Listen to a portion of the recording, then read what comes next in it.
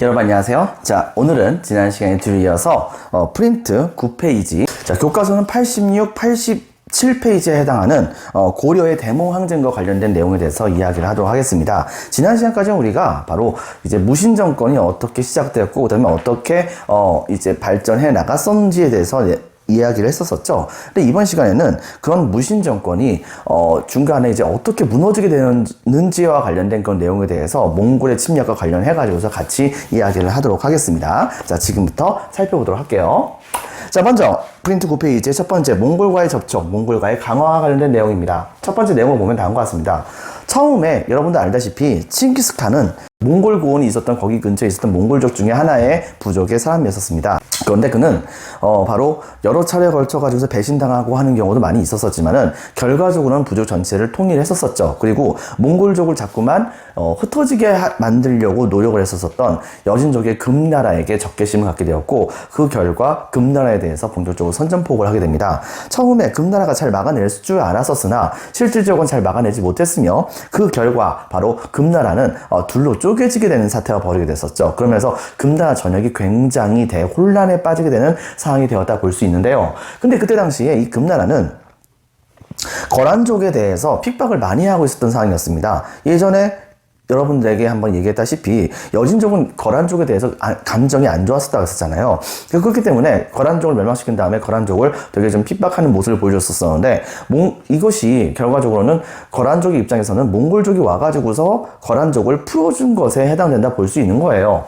결과적으로 어떤 일이 벌어졌느냐, 당시에 그 지배하에 있었던 거란족의 일부는 몽골족에게 가담을 해가지고서 몽골족의 세계 정복에 활약을 하는 모습을 보여주기도 했었었는데, 또 일부 거란족의 경우에는 몽골족이 금나라를 쪼개놓은 다음에 그 다음에 후퇴한 그 틈을 타가지고서 바로 거란족 나름으로의 그런 나라를 만들려고 노력을 하게 됐었어요. 하지만은 지나가는 몽골족이 그들을 보고서 얘네들은 도대체 뭐지 하면서 쳐버리게 됩니다. 때문에 이때 당시에 이들이 몽골족을 피해서 도망 오다가 하필이면 바로 우리나라 쪽으로 들어오게 된 겁니다. 그래가지고서 우리나라의 영역을 침범하게 되었으니 고려의 변방 지역에 있었던 여러 개의 성들이 일부가 함락을 당하게 되는 수모를 겪게 됩니다. 자, 이렇게 되자 고려는 바로 그것을 막기 위해서 군대를 출동시켰었죠. 그리고서 여러 군데에서 이 거란족을 실제로 내쫓고, 그 다음에 강동성이라고 하는 곳으로 몰아넣은 다음에 거기에서 최후의 일전을 벌이려고 했었는데, 근데 갑자기 저 멀리에서 바로 누군가가 오고 있었던 겁니다. 그래서 한번 살펴봤죠. 그랬더니 그들이 바로 누구냐?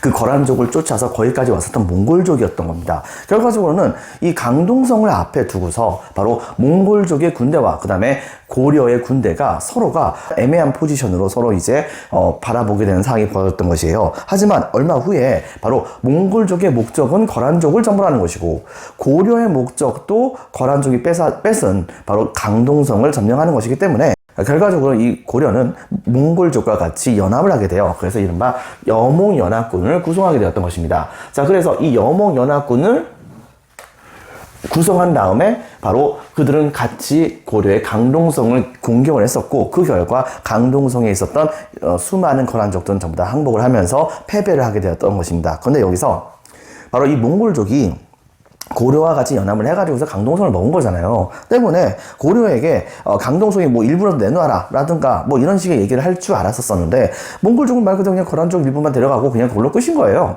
자, 이렇게 되다 보니까 고려는 일단은 안도의 한숨을 쉬었습니다. 근데 이제 문제가 뭐가 있었냐면, 싸우는 과정 중에서 보니까는 이 몽골족이 너무 힘이 센 겁니다. 그래가지고서 고려 입장에서 본다고 한다면 굳이 몽골족을 적으로 돌릴 필요가 없겠다고 생각했던 것이에요. 그래가지고서 바로 고려는 몽골족에게 고개를 숙입니다. 형님의 나라로 모시겠다는 거죠. 그래가지고서 몽골은 바로 고려를 이때 당시에 좀 밑에 있는 국가로서, 동생의 국가로서 생각을 하면서, 그러면서 매년마다 좀 동생이 형님을 좀 도와주라 라고 하는 명목 하에 일종의 뭐라고 할까, 조공 물품들 조금씩 많이 받아가겠다 이렇게 약속을 하면서 후퇴를 했던 거예요. 그렇게 해가지고 이때 당시에 바로 몽골과 외교 관계가 맺어졌던 것입니다. 자, 그런데 이제 문제가 생기게 됐었어요. 바로 그건 바로 뭐냐면, 몽골이 시간이 지나갈수록 고려한테 고려가 도대체 감당을 하기 힘든 무지하게 어려운 요구사항을 자꾸만 요구를 하게 되는 겁니다. 고려 같은 경우에는 처음에는 그 요구를 어떤 식으로든 간에 맞춰주려고 노력을 했었던 것이죠. 근데 가면 갈수록 점점점 더 심하게 바로 요구를 하게 되는 거예요. 거기다가 또 한 가지 심지어는 몽골족의 사신들이 고려로 와가지고서 행패를 부리는 적이 한두 번이 아니었던 겁니다. 이때 당시에 이 몽골족의 사신들은 바로 왕 앞에서도 함부로 칼을 차고 와가지고서 이따위 곡물 같은 것을 갖다 바치는 것이 말이 되느냐라고 하면서 막 왕에게 비난을 퍼붓는 모습도 막 보여주기도 했었던 것이죠. 하지만 고려 입장에서는 어쨌든 간에 바로 이렇게 몽골이 요구하는 곡물 사항을 제대로 맞추지 못한 상황에서 바로 이 몽골족의 사신의 기분이라도 좋게 한다고 한다면 요번에 이렇게 무리하게 곡물 요구했던 것을 좀 넘어갈 수 있지 않을까, 뭐 이런 식의 생각을 가졌던 겁니다. 그래가지고서 고려는 바로 이러한 몽골족의 사신에게 계속해서 뭔가 뇌물 같은 것을 갖다 줬던 거예요. 자, 그런데 이제 문제가 뭐가 있었느냐, 이번에도 바로 저고여라고 하는 그런 사신이 바로 고려에 와가지고서 갖은 트집을 잡으면서 고려 조정을 굉장히 괴롭혔다가, 그러다가 고려 조정이 줬었던 엄청나게 많이 안겼었던 많은 뇌물들을 바리바리 받고서 그 다음에 투덜대면서 압록강을 건너가고 있었습니다. 그런데 갑자기 어디선가 화살이 날라온 거예요. 그리고서 그만 바로 압록강을 건너가고 있었던 이때 당시에 이 몽골족의 사신이 암살을 당하게 되는 사건이 벌어지게 된 겁니다. 문제는 뭐냐면 고려는 그 사실을 아는 순간 이거 문제가 심각하다는 것을 깨달았습니다. 왜? 바로 사신을 죽였다는 것은 곧 전쟁을 의미하는 건데, 고려의 입장에서 본다고 한다면 지금 당장 이 몽골족과 싸워가지고서 좋을 게 하나도 없는 거거든요. 그러다 보니까는 고려는 바로 몽골족 쪽에다가 바로 사신을 보내가지고서 이번 사건은 정말 사고다, 우리는 그것과 아무 관계가 없다라는 식으로 바로 해명을 하려고 하는 모습을 보여줬습니다. 근데 무섭게도 몽골족 쪽에서 대답이 없어요. 우리나라 입장에서는 중간에 여진족이 고려와 몽골족이 사이가 좋은 것을 좋게 생각하지 않았기 때문에 중간에 그들을 공격을 해가지고서 이 몽골족의 사신을 죽이게 함으로써 바로 고려와 몽골이 같이 싸움을 벌이게 만든 것이다 라고 생각을 해가지고서 그대로 몽골족에게 이야기를 했던 겁니다. 하지만 몽골족은 얼마 후에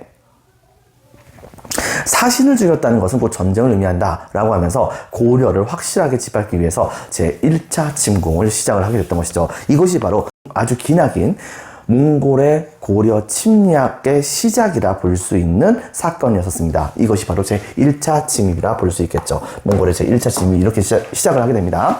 자, 초창기에 고려는 굉장히 당황했습니다. 몽골군이 딱 들어왔다는 소식을 듣자마자 몇몇 성들 같은 경우에 애당초에 싸우지도 않고 그냥 항복한 경우도 있었어요. 하지만 의기가 강했었던, 그리고 또 한 가지 고려 최강의 강동 육주 지역의 대표적인 그런 여러 성들이 있었을 거 아니에요. 이 성들은 이때 당시에 이 몽골군과 맞서 싸우는 과정 중에서 몇몇 군대 같은 경우는 실제로 몽골족의 공격을 받아서 함락을 당하긴 했었지만, 이때 당시에 이 박서라고 하는 분 같은 경우에는 귀주성을 중심으로 해가지고서 바로 대규모로 이제 몽골군의 군대와 맞서 싸우는 모습을 보여주게 됐었어요. 근데 이 싸움에서 당시에 몽골군의 이제 1군과 2군과 3군 이렇게 나뉘어져 가지고서 남쪽으로 내려가고 있었었는데, 한 개의 군대가 바로 이 박서의 귀주성을 공격을 했었었는데 이 귀주성이 함락이 안 되는 겁니다. 이때 당시에 몽골족의 총대장은 굉장히 기분이 안 좋아 가지고서 어떻게 했냐면, 바로 엄청나게 그때 당시에 몽골족이 바로 대륙에서 여러 개의 다른 나라의 군대들을 공격하고 성들을 공격하면서 사용했었던 전법과 그 다음에 뭐 각종 공성기계 다 동원해 가지고서 계속 귀주성을 공격을 했다고 합니다. 근데 당시에 이 박서는 바로 정말 완전히 끝까지 최선을 다해서 이 몽골족의 공격을 다 막아내는 거예요. 결과적으로는 나중에 가서는 몽골족의 대신들이 바로 혀를 내두릅니다. 그렇게 하고서는 나중에 그런 얘기를 하죠. 내가 바로 전쟁터에서 잔뼈가 굵은 사람이라고 하더라도 이렇게 방어를 잘하는 사람은 처음 봤다 라고 하면서 결과적으로 포기하고서 고려가 승리한 전투가 되게 됐습니다. 그 다음에 고려 같은 경우에도 바로 이쪽에서 시간을 좀 끌어준 것을 기회로 삼아서 고려 전체에서 나름대로의 중앙군을 파견해 가지고서 이 몽골족의 군대와 대판 붙는 모습을 보여주게 됐었어요. 근데 이제 문제는 뭐가 있었냐면, 당시에 고려의 군대가 좀 약간 좀 유명무실하게 된 상황이 되기도 했었던 거였거든요. 이때 당시에 최씨 무신 정권에 대한 국민들의 적극적인 그러한 충성이 많이 있었던 것도 아니었고, 또 한 가지 이 국민들의 상당수는 당시에 살기가 너무 힘들어가지고서 아예 그냥 산속에 들어가서 정말 산적대가 되는 사람들도 정말 많았던 겁니다. 그런데 문제는 뭐냐면 아무리 우리나라의 통치자가 개떡 같은 인간이라고 하더라도 외적이 쳐들어온 상황에서 바로 그 개떡 같은 인간이 이 나라에서 가장 힘센 사람이라고 한다면, 그 외적을 막아내기 위해서 좀 기분은 나쁘지만 손은 잡아야지 적을 확실하게 물리칠 수는 있지 않겠습니까? 결과적으로 어떻게 보자느냐, 우리나라 각 지역에 있었던 굉장히 많은 도적대들, 예를 들면 뭐 마하산에 있는 도적대라든가 뭐 관악산 근처에 있었던 도적대라든가 같은 여러 도적대들, 이걸 이제 초적이라고 보통 얘기하는데, 이런 초적들이 이때 당시에 정부군에 전부 다 싹 다 가담을 하는 거예요, 여러분들.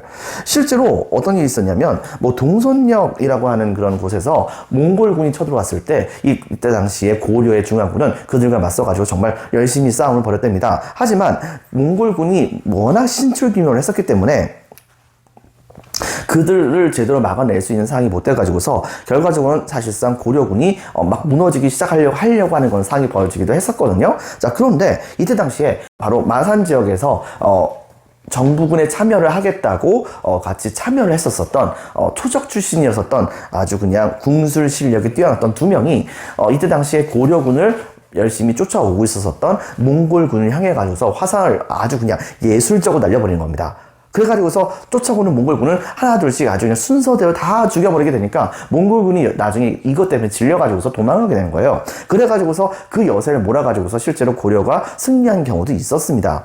그 외에도 여러 초적들이 이때 당시에 정부군에게 합류해가지고서 그래서 바로 이 몽골군과 싸우는 모습을 보여줬었고, 이렇게 했기 때문에 고려군이 초창기에는 조금 좀 우세를 점한 곳도 있었어요. 하지만은 나중에 이 고려의 군대가 좀 잘못 생각을 해가지고서 들판 같은 곳에서 그냥 몽골군과 싸우다 보니까, 들판에서 몽골군과 같은 유목민족 군대에게 이길 수 있는 군대가 세상에서 몇이나 있었겠습니까? 결과적으로는 고려의 군대가 거의 괴멸적인 타격을 받게 되면서 엄청나게 패배하게 되는 사태가 벌어졌던 것입니다. 그리고 일부 군대는 개경을 지나서 아예 어디까지 내려가 버렸냐면 충주성까지 내려가는 경우도 있었어요. 그런데 이때 당시에 몽골군이 왔다는 소식을 듣게 되자, 당시에 이 충주성 안에는 양반별초, 그 다음에 중인별초라든가 그 다음에 이제 노비들의 별초와 같은 여러 개의 특수군대들이 각각 있었거든요. 별초라고 하는 것은 그냥 군대 이렇게 생각을 하면 됩니다. 그런데 당시에 각 별초 부대의 장군들이 몽골군이 들어오면 어떻게 싸울 걸 가지고서 되게 좀 치열하게 논쟁을 벌이고 있던 상황이었었는데, 그런데 결론이 제대로 나기도 전에 갑자기 몽골군이 도착을 한 겁니다. 그러자 이들은 갑자기 겁을 먹고서 다른 쪽으로 다 도망을 가버렸었어요. 자, 그런데 이제 문제가 뭐가 생겼냐면, 바로 그들이 이끌고 있었었던 양반별초라든가 중인별초 뭐 이런 기존의 상층 계통에 해당됐었던 군인들이 전부 다 도망가 버려요. 그러다 보니까는 사실상 성 안에는 바로 이 노군, 그다음에 잡류, 즉 한마디로 노비들 중심의 군대만 남아가지고서 몽골군과 맞서 싸워야 되는 상황이 벌어지게 되었던 것입니다. 그런데 정말 희한하게도 이 노비들의 군대가 바로 몽골군과 어떻게 싸웠는지 모르겠으나 정말 미친 듯이 싸워가지고 결과적으로 승리를 하게 됩니다. 자, 그렇게 해가지고서 실제로 승리를 거머쥐었었던 이 노군과 잡류의 활약. 그런데 이제 문제가 뭐가 있었냐면, 얼마 후에 어떤 일이 벌어졌느냐, 바로 이때 당시에 산속으로 도망갔었던 이들의 상전에 해당되는 사람들, 뭐 양반별초라든가 뭐 중인별초와 같은 그런 사람들이 와가지고서, 그래가지고서 이들에게 잘 싸웠다고 칭찬을 해주지는 못할 망정 전부 다 자기 집에 가는 겁니다. 그래가지고 자기 집에 있는 모든 세간살이 혹시 없어진 거 있는가 하나하나 전부 다 봤다는 거예요. 딱 봤는데 일부분에서 뭐 금그릇이라든가 은그릇 몇 개가 없어졌대요. 그래가지고 이때 당시에 몽골군과 미친 듯이 싸웠던 이런 노비굴의 군대들 일부를 잡아와가지고서 고문을 하면서 도대체 그 금그릇, 은그릇 같은 거 전부 다 어디 갔느냐 막 다그치는 모습을 보여줬답니다. 근데 여러분 한번 생각해보세요. 만약에 이들이 싸워가지고서 몽골군을 물리치지 않았다고 한다면 거기 있는 모든 재산은 싹 다 털렸을 거 아닙니까? 그런데 이때 당시에 이것을 그나마 다 지켜줬었던 이 노비들의 군대들에게 바로 칭찬을 하지 못할 망정 오히려 매질을 가하고 있으니 이들이 화가 날 수밖에 없는 거잖아요. 그래가지고 이들이 이때 당시에 자체적으로 반란을 일으켜가지고서 양반별초, 중인별초에 해당되는 사람들 전부 내쫓아버리는 그런 사태가 벌어지게 됩니다. 이 사건은 나중에 가서는 바로 최후가 이쪽에 있는 모든 노비와 우리와 같은 사람들 전부 다 일반 평민으로 풀어주겠다라고 약속을 하면서, 그러면서 있었던 사건들 전부 다 불문에 붙이겠다라고 하면서 문제는 어쨌든 해결하긴 했었지만, 이때 당시에 적을 두고서 분열했었던 신문제의 한계점이 여실히 드러났던 사건이라고 볼 수 있는 것이겠죠. 근데 얼마 후에 바로 이 몽골군이 개경에 도착을 하게 됩니다. 도착을 해가지고서 고려의 수도인 개경을 공격을 하려고 했는데, 여러분들 알다시피 바로 고려 현종 때부터 강감찬이 중심이 돼가지고서 개경을 막 나성으로 쌓고 엄청나게 방비를 튼튼하게 했거든요. 근데 몽골족이 생각보다 그렇게 많이 쳐들어왔던 건 아니란 말입니다. 근데 그 군대를 가지고서 이 개경을 공격을 하자고 하니 이게 공격하기가 너무 애매한 거예요. 그래가지고서 이때 당시에 몽골군은 개경 본성을 치지 않고 바로 성의 외곽만 열심히 공격을 하면서 고려의 백성들을 전부 다 학살하는 그런 모습을 보여주면서 개경 정부를 계속해서 압박을 했던 것입니다. 결과적으로 개경의 입장에서는 몽골군이 계속해서 거기 있는 상황에서 외부에서부터 많은 식량이라든가 이런 걸 제대로 다 받을 수 있는 상황도 아니고, 이렇게 되다 보니까 계속해서 버틸 수 있는 상황이 아니라고 생각을 해가지고서 일단은 항복을 약속을 하기로 하죠. 그렇게 해가지고서 결과적으로는 몽골과 화약을 맺게 되었고, 그 결과 바로 몽골은 바로 우리나라에다가 다루가치라고 하는 몽골 쪽의 그런 뭐라고 할까, 감시관들을 고려에다가 배치를 시킵니다. 그렇게 하고서 그들이 바로 고려가 배반을 하는지 안 하는지 전부 다 파악을 하게 한 다음에, 그 다음에 고려에게 예전보다 더 많은 양에 해당하는 공물을 바치도록 요구를 하면서 그들은 드디어 물러나가게 되었던 것이죠. 그래서 1차 침입은 일단 끝나요. 근데 이제 문제는 뭐냐, 당시의 집권자가 최후였거든요. 근데 최후가 생각을 해봤는데 이건 너무 좀 심각한 거예요. 처음엔 좀 참았어요. 1차 침입 이후에 몽골이 정말 무리한 내용으로 많은 양에 해당하는 공물을 요구했었거든요. 근데 그렇게 요구했었던 건 사항들을 딱 보고서 일단 참고서 최대한 많이 공급하려고 노력을 했는데, 이건 해도 너무하는 겁니다. 말 그대로 그냥 고려를 싹 다 털어가려고 하는 것 같은 거예요. 그래가지고서 이렇게 하다가는 도대체 살아남을 수 있는 상황이 안 되겠다 생각해서 이때 당시에 최후는 더 이상 안 되겠다 싶어가지고서 바로 주변에서 반대를 했음에도 무릅쓰고 바로 이런 반대를 전부 다 물리치고서 강제로 서경, 그 다음에 개경 이쪽에 있는 모든 백성들 전부 다를 싹 다 걷어가지고서 강화도 지역으로 천도를 해버리는 결정을 단행을 하게 됩니다. 강화도 천도했던 가장 큰 이유 중에 하나가, 강화도하고 그 다음에 육지하고 사이는 비록 바다로 갈아막혀 있긴 하지만 생각보다 그 거리가 되게 짧아요. 짧은데 문제는 뭐냐면 바로 그 짧은 것만큼 바로 그 부분에 물살이 너무 세게 흐르는 겁니다. 근데 문제는 뭐냐, 몽골족은 해전에 약하잖아요. 몽골족이 해전에 약하기 때문에 여기를 쉽게 넘어갈 수 있는 상황이 못 됐던 겁니다. 바로 그런 점을 이용하려고 했던 것이죠. 자, 그래가지고서 이때 당시에 고려는 바로 본격적으로 강화도로 천도한 다음에 항전을 하겠다고 하는 것을 선언하게 되었고, 이 다루가치들을 통해 가지고서 고려의 상황을 알게 됐었던 이 몽골은 고려에게 일단 경고장 날립니다. 웬 놈의 천도냐, 지금 몽골 피해가지고서 거기로 도망간 것이냐, 그렇게 하지 말고 당장 개경으로 나와라. 그렇지 않다고 한다면 바로 쳐들어가도록 하겠다라고 했는데 고려 묵묵부답이에요. 자, 그러니까 안 되겠다 싶어가지고서 몽골은 이때 당시에 2차, 제3차에 걸쳐서 침공을 하게 되는 모습을 보여주게 됩니다. 자, 근데 이 중에서도 여러 차례 싸움이 있긴 있었지만 그 중에서도 특히 이때 당시에 3차 침입에서는요, 몽골족의 가장 고위급에 해당하는 그런 지휘관 중에 한 명이었었던 살리타이, 좀 살리탑이라고 불리는 그런 이 지휘관이 총대장이었었는데, 이때 당시에 2차, 3차 걸쳐가지고서 계속해서 고려를 침공하고 있던 상황이었었어요. 근데 그가 계속해서 내려오다가 바로 이 강화도를 건너지 못했던 겁니다. 왜? 너무나도 물살이 세가지고서 몽골족이 가다가 전부 다 배가 뒤집어져서 죽을 것 같은 거예요. 그래가지고서 거긴 건너가지 못했지만, 고려 정부를 정말로 엄청나게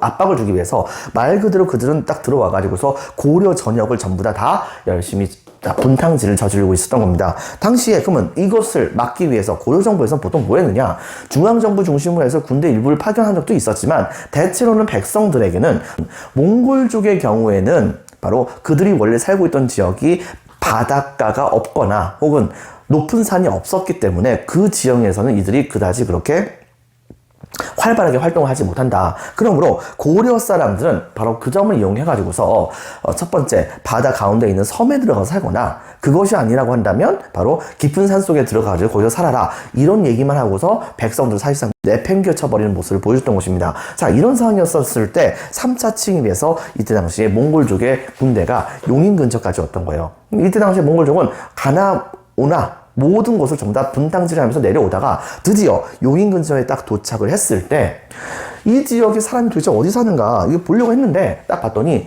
용인 지역의 백성들이 바로 이 몽골족의 군대를 피해가지고서 근처에 있었던 작은 성에 불과했었던, 산성도 아니에요. 그냥 일반적인 성이에요. 여러분들. 바로 이 처인성이라고 하는 곳을 가가지고서 거기에서 몽골족의 군대가 지나가기를 기다리고 있었던 겁니다. 근데 그게 딱 몽골족에게 들킨 거죠. 자, 그래가지고서 많은 백성들이 전부 다 두려움에 떨고 있는 상황이었었고, 몽골족은 바로 그들을 약탈하기 위해서 군대를 출동시켜가지고 그들을 이제 한 바퀴 보려고 했었습니다. 문제는 뭐냐면, 처인성이 이제 이렇게 있으면, 그러면은 이때 당시에 몽골족의 총대장이 여기 있는 사람들 전부 다 보니까 다 백성밖에 없어요. 군인이 없는 거예요. 그러다 보니까 내가 한번 가가지고서 얘네들을 한번 정탐 좀 한번 해보겠다라고 하면서 자기가 직접 몇몇 수하를 데리고서 말 타고서 이 처인성, 크지도 않아요. 작은 이 처인성을 한 바퀴 뺑 돌고 있었었는데, 뺑 돌다가 어떤 특정 부분에 딱 도착을 했을 때 갑자기 바로 고려의 백성들 무리 중에서 일부가 이 몽골족의 총대장을 향해 가지고서 얼마 갖지 않고 있었던 그 화살을 가지고서 그들에게 발사를 해버렸던 겁니다. 근데 문제는 뭐냐, 그 화살이 그대로 몽골족의 총대장을 맞춰버렸어요. 그래가지고서 총대장이 그 자리에서 즉사하게 됩니다. 문제는 뭐냐면 그 사람이 총대장이었다는 거예요. 그러다 보니까 이때 당시에 몽골족은 총대장을 잃은 상황에서 더 이상 싸움을 할 수 있는 상황이 아니었던 거죠. 그래가지고서 들어온 지 얼마 되지 않아서 이 3차 침입에서 몽골족은 그냥 자기의 본국으로 돌아가게 됩니다. 이때 당시에 바로 이러한 고려의 백성들을 공격하라고 지휘를 했던 사람이 바로 이때 당시에 스님이었었던 김윤우라고 하는 사람이었어요. 이 전투가 바로 그 유명한 처인성 전투라고 했었죠. 몽골족의 총대장을 죽였던 사건.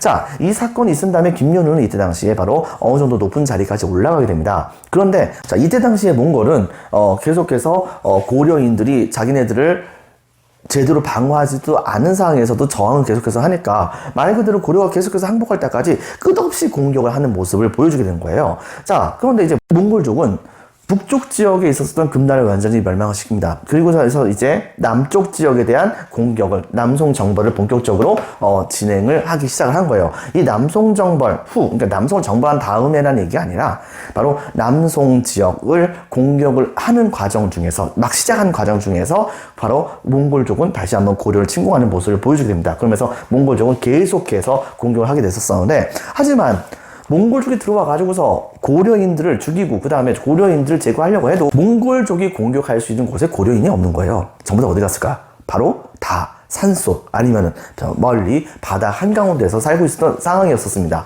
이렇게 되다 보니까 이때 당시에 이 몽골족은 약간 좀 모험을 하면서 고려의 몇몇 산성을 실제로 공격하는 모습을 보여주기도 했었었죠.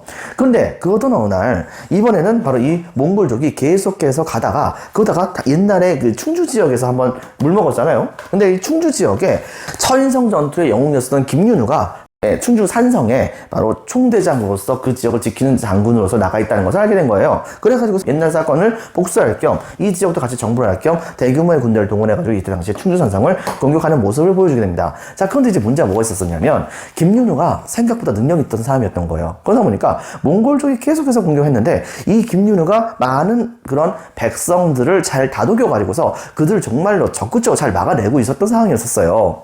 근데 문제는 뭐냐면 그럼에도 불구하고 상대는 세계 최강의 몽골 군대였었습니다. 그러다 보니까는 김윤우가 아무리 백성들을 잘 다독이고 했다고 하더라도 실제적으로 몽골족에게 승리할 수 있는 상황까지는 안 됐던 거예요. 그래서 얼마 후에 드디어 이 충주산성이 곧 이제 함락되기 일보 직전 상황이 됐던 겁니다. 자, 그런데 여기서 김윤우가 한 가지 반전의 상황을 만들어내죠. 그 반전의 상황이 바로 무엇이냐? 바로 함락되기 일보 직전에 바로 이때 당시에 김윤우는 병사들에게 시킵니다. 그래서 성 안에는 노비들도 되게 많았거든요. 일반 사람들도 되게 많이 있긴 했었지만, 근데 성 안에 있는 모든 사람들에게 바로 그들이 갖고 있는 모든 노비 문서 같은 거 있죠. 이런 걸 전부 다 싹 다 갖고 오게 한 거예요. 그 다음에 모든 병사들에게 명령을 해서 성 안에 있는 굉장히 많았었던 노비에 해당하는 사람들을 한 자리에 모이게 만듭니다. 그리고서 바로 그들이 보는 앞에서 바로 자기가 싹 다 걷어놨었던 노비 문서를 한 자리에 딱 놓은 다음에 거기다 불 질러버려요. 불 지르고서 뭐라고 얘기했느냐? 자, 이제부터 너희들은 노비가 아니다. 평민이다. 그리고 만약에 이번 전투에서 승리하게 된다고 한다면 적들이 현재 갖고 있는 모든 전략 물자들 전부 다 너희들에게 다 나눠주겠다. 그러니까 너희들은 바로 이 전투에서 끝까지 잘 싸우도록 해라. 라고 딱 이렇게 선언한 거예요. 근데 여러분 한번 생각해보세요. 여러분이 만약에 노비였다면 뭐라고 생각하겠습니까? 한순간에 평생 동안 노비로 살 줄 알았는데 근데 갑자기 평민이 된 거예요. 정말 기분 좋죠? 근데 제일 중요한 거, 요번 전투에서 승리하게 되면 적들이 갖고 있는 전리품들을 전부 다 자기들에게 골고루 나눠주겠대요. 그렇다고 한다면 한순간에 노비에서 평민이 됐는데 평민이 된 상태에서 재산을 얻는 거 아닙니까? 그럼 자기의 먹고 살 문제가 어느 정도 해결이 되겠죠. 자, 그렇다고 한다면 사기가 오르겠어요? 안 오르겠어요? 근데 여러분들 바로 그러한 노비들의 숫자가 엄청나게 많았던 겁니다. 결과적으로 어떻게 벌어졌느냐? 여기에 그만 노비로서 전쟁에 참여하고 있던 병사들은 엄청나게 기분이 좋아가지고서 바로 사기가 엄청나게 올라가게 되는 사태가 벌어집니다. 자, 이렇게 된 상태에서 좀 전까지 막 몽골군의 공격을 막아내는데 정말 힘이 들었었던 고려의 군대들 갑자기 사기가 확 올라가더니 계속해서 공격받던 고려 군대가 갑자기 성의 문들 다 열어놓고 한꺼번에 바깥쪽으로 다 쏟아져 나간 거예요. 자, 이렇게 되니까 몽골군 당황했습니다. 갑자기 그렇게 쏟아져 나올 줄 몰랐거든요. 그리고 끄떡없이 쳐들어오고 있는데 문제는 뭐냐? 그 사람들이 전부 다가 얼굴에 광기가 서려가지고서 몽골군을 막 공격을 하는 거예요. 창 들고서. 자, 이렇게 되니까 몽골군 이때 당시 그만 질려가지고 도망갑니다. 결과적으로 여러분들, 그래서 이 전투에서, 충주성성 전투에서 고려군 완벽하게 승리하게 됩니다. 여러분들, 김윤우는 약속을 지켰을까요? 바로 김윤우는 실제로 약속을 지킵니다. 자, 이렇게 되게 되면서 이걸 통해서 우리가 알 수 있는 것은 바로 가장 밑에 있는 사람들도 적절하게 잘 대해주게 된다고 한다면 그들이 그것 때문에 엄청나게 사회적으로 이로운 이익을 줄 수 있다라고 하는 것을 우리가 깨달을 수 있는 것이겠죠. 자, 어쨌든 간에 이렇게 해가지고서 여러 차례 걸쳐서 일반 백성들이 중심이 돼가지고서 몽골족과 잘 싸우는 모습을 보여줬어요. 자, 그런데 그렇다고 한다면 최후 정권은 당시에, 즉 최씨 무신 정권은 당시에 몽골군에게 저항하기 위해서 무엇을 했을까요? 바로 최씨 정권도 분명히 한 것이 있었습니다. 이게 뭔지 아세요, 여러분들? 그것은 바로 뭐냐면 몽골군을 확실하게 물러나게 하기 위해서 당시에 최씨 정권은 모든 고려인들의 염원을 모아서 그래서 열심히 부처님께 기도했습니다. 무슨 말이냐? 바로 팔만대장경을 만든 거예요. 여러분들, 팔만대장경 국보급이죠? 지금 현재. 근데 문제가 하나 있습니다. 너무 잘 만들긴 했는데 그 팔만대장경 만들 그 돈으로 병사들에게 무기 한 자루 더 사주는 게 더 나은 거 아닐까요? 그것은 좀 갑갑한 노릇이라 볼 수 있겠죠. 여러분들, 어쨌든 그래서 모든 그런 몽골 쪽에 대한 대항은 계속해서 백성들이 다 감당했을 뿐 당시에 강화도에 있었던 최씨 정권은 그냥 놀고 먹고 살았습니다. 그냥. 여러분들, 당시에 각 몽골군이 무려 한 8차례인가 9차례 계속해서 쳐들어오거든요. 근데 그때마다 계속해서 고려의 백성들은 온몸으로 몽골족에게 대항을 하면서도 한 30년 동안인가? 그동안. 그러면서도 이때 당시에 바로 최신 정권은 우리나라의 여러 강들을 통해 가지고서 그래가지고서 각 지역에 있는 모든 세금들을 바다를 통해 가지고서 서울인 강화도로 갖고 올 수 있도록 하는 시스템을 갖추고 있었던 거예요. 결과적으로 어떤 일이 벌어졌었느냐? 이때 당시 최씨 정권은 바로 각 지방에서 갖고 왔었던 많은 양에 해당되는 바로 이 세금 같은 것을 가지고서 그걸로서 그냥 먹고 살기만 하고 몽골과 그냥 싸우기만 하겠다라고 선언만 한 채로 아무것도 안 합니다. 여러분들, 그런 식의 문제가 있었다고 볼 수 있겠죠. 그러다가 드디어 최씨 정권이 무너지기 시작하게 됩니다. 즉 최씨 정권에서 가장 뛰어났던 사람은 아마도 최후가 아닐까 생각이 되는데, 문제는 최후의 아들과 손자는 그다지 뛰어난 사람들은 아니었던 거예요. 그리고 맨 마지막에 최씨 정권의 권력자였었던 최희는 바로 집안의 가병 출신이었었던 김준이라고 하는 사람에게 죽임을 당하게 됩니다. 그리고 나서 최씨 정권이 다시 한번 붕괴가 되게 됐던 것이죠. 이 김준이 권력을 잡은 다음에 이때 당시에 몽골은 최씨 정권이 주도를 해가지고서 몽골과 싸움을 벌였던 것이기 때문에 일단은 몽골과 강화를 했었습니다. 근데 이제 문제가 뭐가 있었었냐면, 이때 당시에 몽골족이 우리나라에 들어왔다가 후퇴할 때는 항상 명분이 있었어요. 그것은 바로 뭐냐? 바로 고려의 왕이 나중에 직접적으로 조공 물품을 가지고서 원나라의 황제에게 갖다 바친다. 이것을 명목으로 해가지고서 그래서 이제 물러가 나가는 모습을 보여줬습니다. 그리고 또 한 가지 수도를 개경으로 옮기겠다. 이걸 명목으로 해서 일단은 물러났었던 것이죠. 문제는 뭐냐? 계속 그 약속을 안 지키는 겁니다. 또 한 가지, 그럼 왜 개경 못 나가는 것은 이해가 되는데 왕은 왜 직접적으로 조공 물품 가지고서 거기까지 안 갔느냐? 일단 이때 당시에 간다고 하는 것은 항복한다는 거나 마찬가지니까 가고 싶은 생각은 전혀 없었던 거였고요. 몽골족의 사신이 온다고 한다면 항상 고려 사람들은 뭐라고 했냐면, 당시에 고려의 왕이 고종이라는 왕이었거든요. 조선의 고종하고 헷갈리면 안 됩니다.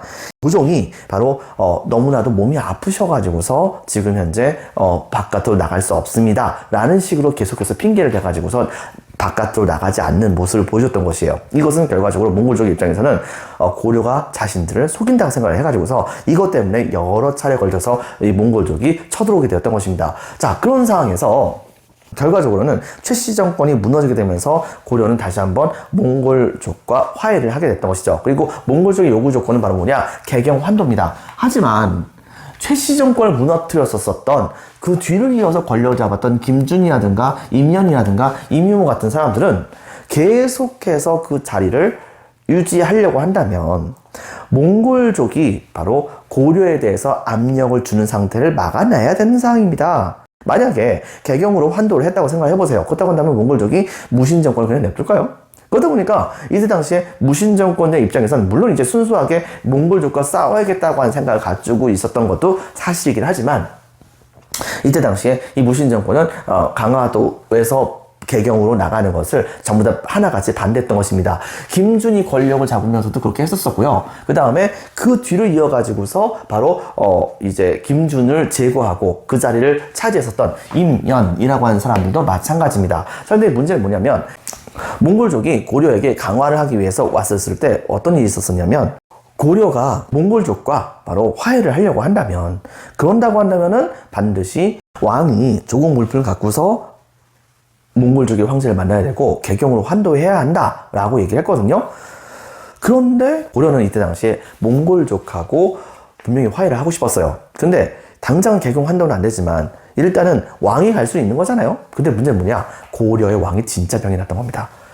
근데 몽골족은 그걸 또 안 믿어요. 그래가지고서 어떻게 했냐면 실제로 몽골족의 사신을 고려의 강화도로 데려와요. 그리고서 어떻게 했냐면 알아서 누워있는 이 고종을 직접적으로 보게 합니다. 그렇게 하니까 그제 가서야 몽골족의 사신이 이제 이해가 된 거죠. 그래서 이번엔 조건을 바꿉니다. 만약에 왕이 그렇게 쓰러져 있는 상황이라고 한다면, 그렇다고 한다면 세자라도 오도록 하시오 라고 얘기를 해가지고서 당시에 고려의 세자가 고종을 대신해가지고서 몽골족의 사신과 같이 몽골로 가게 되는 사태가 벌어지게 됩니다. 자, 근데 그런 상황에서 임연이 권력을 잡은 다음에 쿠데타를 일으켜가지고서 다시 한번 또 다른 왕을 세워가지고서 계속해서 항전을 하려고 하는 모습을 보여줬던 것이에요. 하지만 몽골족이 이것을 그냥 냅두지 않겠다고 얘기하면서 계속해서 결과적으로 이 무신 정권에게 압박을 주게 되니까 이때 당시에 임연은 이것을 그만두고 바로 몽골족이 계속해서 쳐들어오지 않을까 시름시름 앓다가 죽게 됩니다. 그리고서 그 뒤를 이어서 임유무가 권력을 잡게 됐죠. 하지만 임유무는 너무 어렵기 때문에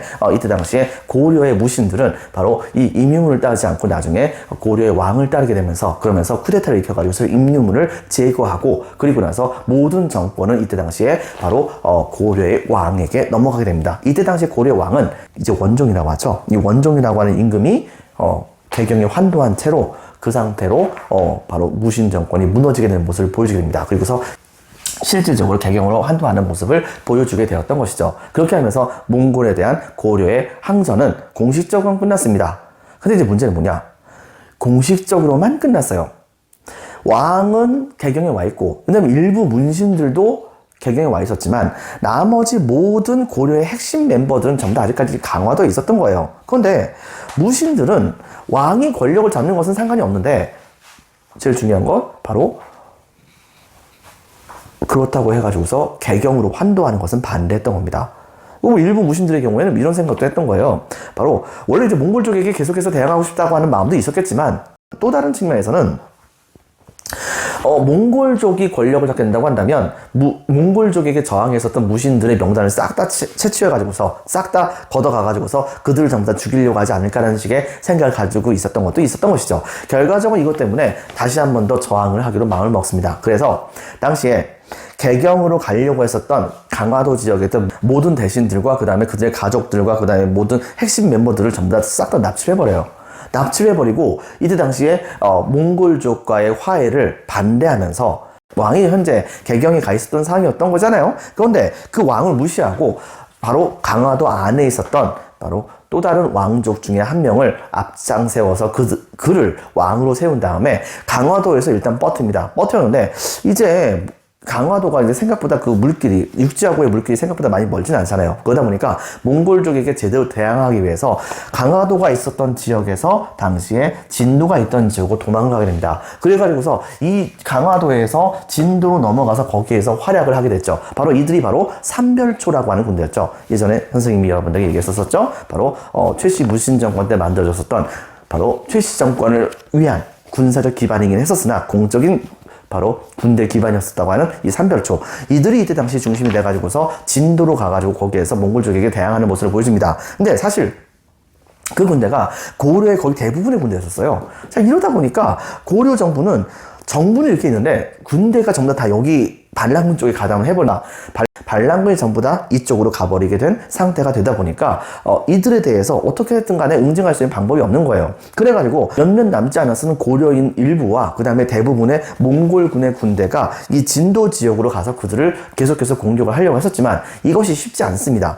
그래가지고서 한동안 이 진도 지역을 중심으로 해가지고서 고려의 또 다른 정부가 사실상 만들어진 거예요. 그리고서는 보세요. 진도잖아요, 여기가. 그러다 보니까 전라도 지역에서 개경 지역으로 세금을 옮기려면 바다를 통해서 이렇게 가야 되는데 바다를 통해서 가는 이 한가운데에 지금 진도에 삼별초의 정부가 있다 보니까 그들이 전부 다 그 세금들을 싹 다 뺏어버려가지고서 자기네들이 전부 다 가져버리게 되는 모습을 보여주게 된 거예요. 그리고 그걸 기반으로 해가지고서 바로 몽골족에게 계속해서 대항하는 모습을 보여줬던 것이죠.